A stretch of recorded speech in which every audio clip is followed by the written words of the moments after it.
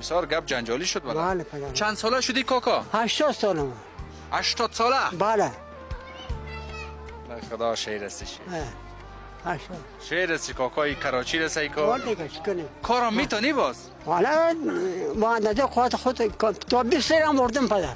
تا 20 ساله؟ بله. 80 سال عمر ما 20 سالم بردم. روغن زغر خوردی؟ روغن زرد خوردم ما زرد. روغن گاو.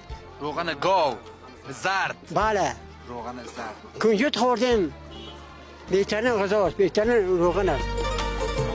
نظر به این خوردن یک عروسی دیگر هم کار میتی؟ والا پدر دیگه بحث ماست.